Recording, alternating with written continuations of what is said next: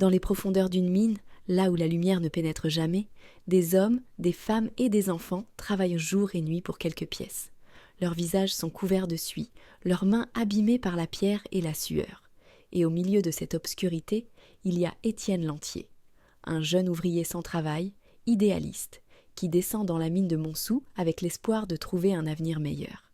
Mais très vite, il découvre la réalité, la misère, l'injustice et la souffrance silencieuse des mineurs écrasés par le poids du système.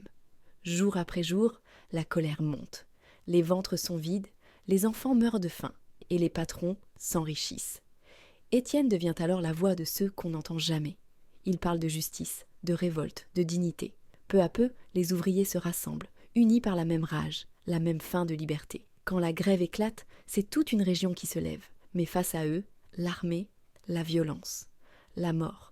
La lutte devient inévitable. Et sous terre, dans le silence des galeries, résonne encore l'écho d'un peuple qui refuse de plier.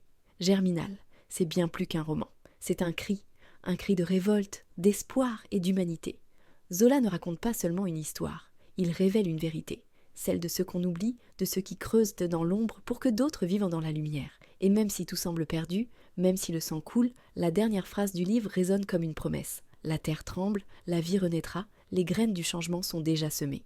Si ce genre d'histoire te parle, n'oublie pas de t'abonner, de liker et de me dire en commentaire quel grand roman tu veux que je te raconte la prochaine fois.